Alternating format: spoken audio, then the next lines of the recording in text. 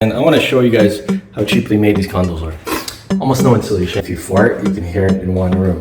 What's up, everybody? Today's video I'm going to show you how I built this door. Not only that, how I actually built this entire bedroom in a condo in only 3 days. I'm going to show you how to create the base, all the framing on a 15-foot ceiling within the constraints of any condo built in the Toronto area. There's no insulation in here whatsoever. So it's basically a paper thin. If you fart, you can hear it in one room. Boom! All right, so it's the morning. We've assembled the couch. We've got the table, side table. Look at that, we have a whole bedroom. But we decided to, oh my God, I'm so tired. We decided to basically take this room and this a big giant den and turn this into a third bedroom. So we pretty much got most of the supplies needed. All the wood, 2x2s. This is the door. 4 pieces of drywall, not enough, but that's what we're doing for now. All right, we got it in. Let's get inside. With the sheets of drywall, we got 4 of them, so we got enough to cover this whole top section. And then we've actually found a door at Home Depot as well. This is an entire kit, and it matches this one, kind of. So that's good.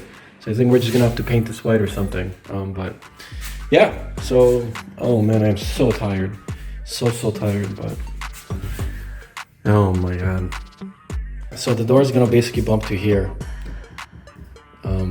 The door has to hang 86.5 inches. So we're gonna go right basically to here. So we're gonna have to lift that up and slide the metal bar underneath. But that way we're gonna flush this with this. The door is gonna basically close directly with this edge. So the door is gonna start from here. That'll be the opening. And then to here. So we're basically gonna do a straight wall now. This is the bottom piece right now to the door. We're gonna jack that part up. Now we're gonna glue this because we're not gonna be drilling into the ground. We could use Tapcons, but I don't wanna do that. I trust my 8X. So we're gonna put that all the way underneath like this. We basically lift this and we press it on. Now we're gonna connect the top beams and put up our first piece of drywall. All right, so now we're gonna reinforce this widthwise with additional lumber and all this side as well. Now we're gonna start cutting in drywall on this side and on the back side and trying to create the opening of the door. I'm just gonna go and cut this part. So this is now the opening to the door. Once we get this piece in and the top one, we can go and hang the brackets for the door. All right, so we've got our ladder and I wanna show you guys how cheaply made these condos are. So behind here, obviously, almost no insulation. I mean, look at these rooms.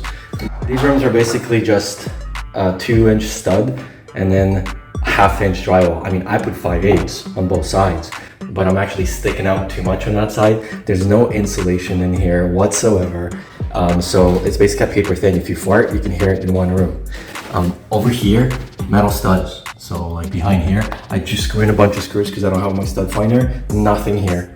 And then there's a metal edging running that way, so I'm going to secure it to that one. And I managed to find a steel runner that runs around it, so we're going to go screw into that one. So if you're working by yourself and you're trying to basically do a straight level, this is basically a temporary support. I added a piece of drywall on that side, so that way when I do this piece, I can just put the beam on top of that, so that's going to rest here, and then I'm going to run it and then against those two. Put a PL on here. We need a mark, so we know exactly where this is going, and now we just lift this, and we know that this is going to bump against this, like that. And now we just screw that in. A few screws up here. This one, we're gonna stick here, because we're gonna be removing this support very shortly. So this is gonna make sure that it pushes it up to the ceiling and remains. So we're gonna bang this in right now. We've already secured this in place. This is being held.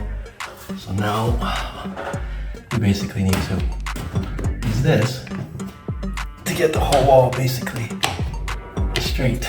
Now the next piece is this. This is what's gonna hold up our door. Also, we're gonna make this a little tighter so you can see that we're like maybe 1/8 too large. We're gonna bang that in with our mallet because you wanna make sure that it's super tight in there. So we're gonna go start putting the first layer of mud. Then that way this will dry. Before we leave, we can apply maybe a second. The first coat is done and we added some drywall at the very top. Now we're gonna hang the last piece from the inside of the room, screw it in, and then continue patching. So we finished the inside all the way to the ceiling. We ran out of drywall, so we're gonna have to go grab some to finish off this side up here. All right, so we're up on the last stretch,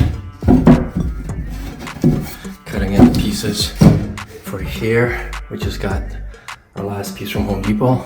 Gonna screw this in, cut this as one long piece, and then we should be good. Then we just patch it up.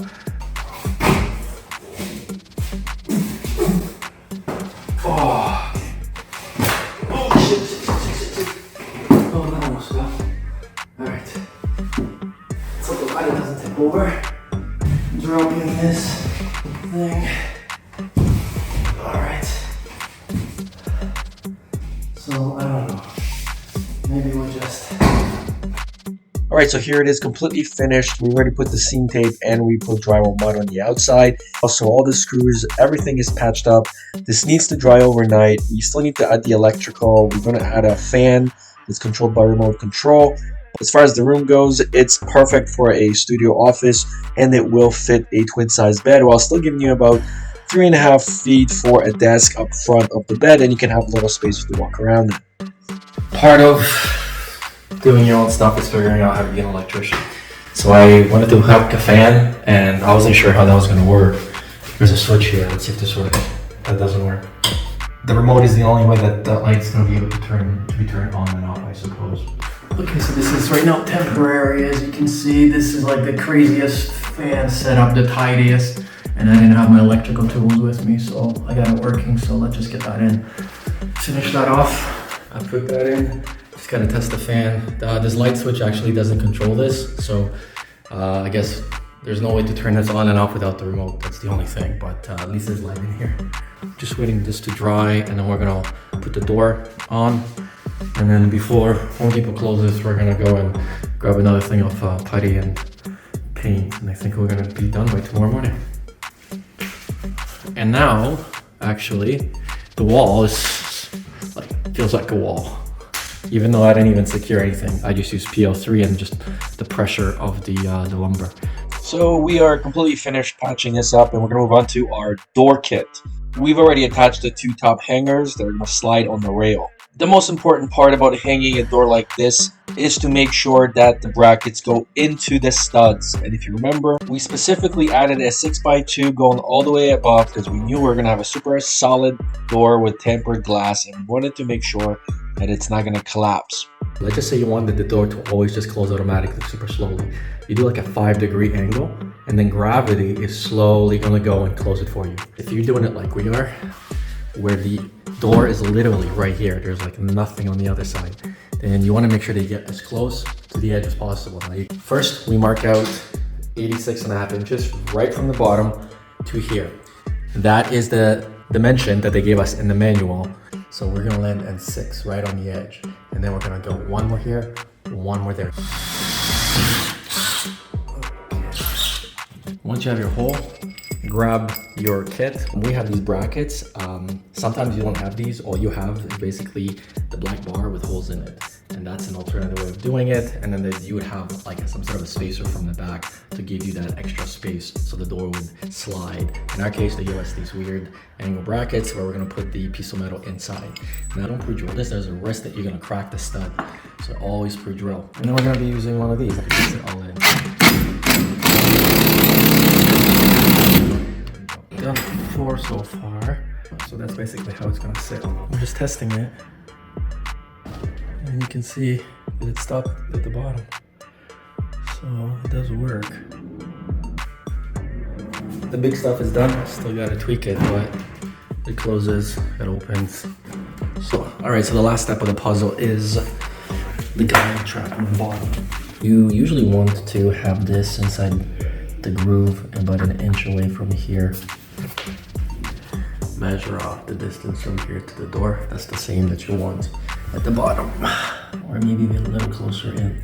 As far as the distance, you kind of want to have the door hiding this part. So like this. That's kind of how we want the door to start. So we're gonna put the stopper right here. You see where the tape is? That's where the stopper is gonna go. Kind of like here. You see when this goes all the way to the end, we have basically what, this much right? So you don't see the edge. We're doing the same thing here. See, we actually could go a little more forward. Yeah, we could go just a little more forward, like that. So then we could put our guide at the bottom there.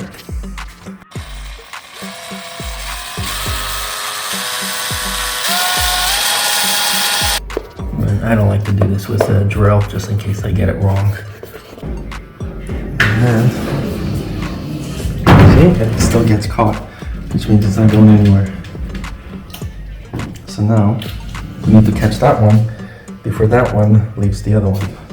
Okay, so now we need to get this one, and then put this one here, like that. There we go. All right, so we're pretty much ready for paint. We've already painted this side, and we hung the door, so this side is all done. So here's what it looks like. And then we've set the baseboards too. So we added the baseboards. We found the same thickness, but not the same height.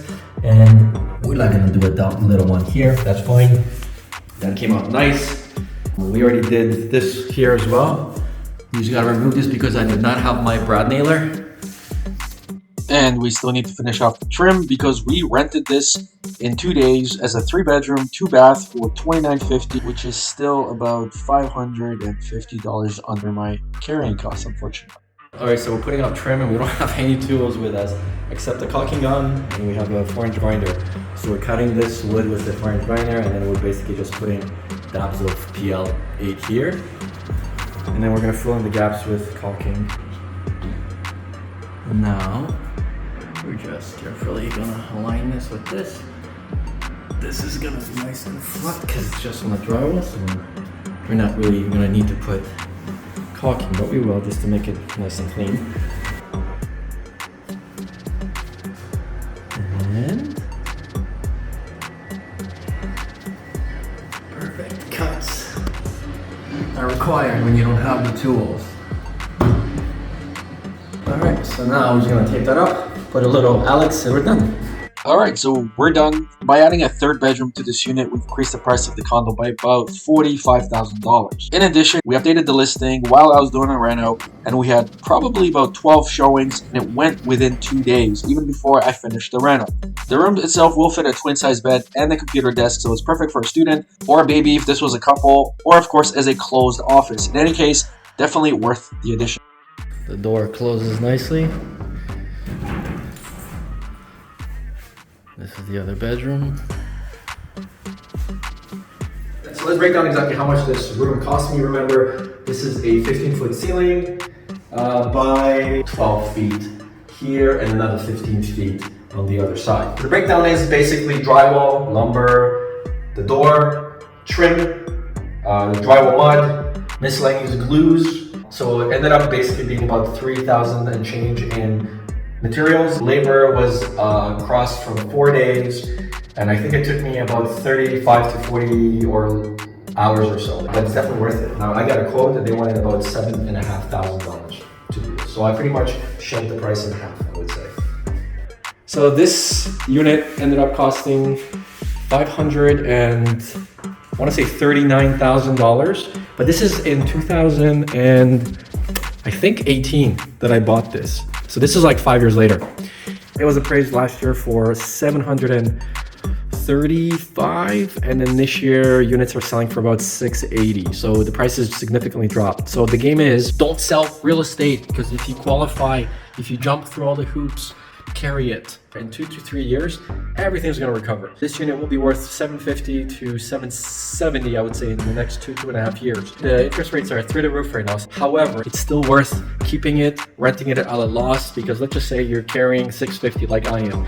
In 1 year, that's about 75, well, it's called $8,000. So $8,000 you're going to pay to carry this condo while being rented. I'm going to pay $20,000 over to hold this just so I can earn an extra 60, it's worth it. If we're not getting any rents, we're gonna try to do Airbnb. If we can't do Airbnb, we're gonna try to rent it to students. But don't sell it. Qualifying and this and that in Canada is pretty crazy, but there's ways that you can get a mortgage even if the bank says no, basically. It's called creative financing. You just get the right people. So that's basically the investment game. If you're in the Toronto area, anywhere, all the way from Brantford, even Sarnia, and you wanna buy a property, or you have a question about investing or real estate, let me know. Been in this game for 23 years, I think. I'm old. I just look young. Or do I look young? I don't look young. Thanks for watching. Subscribe. I'll see you guys in the next one.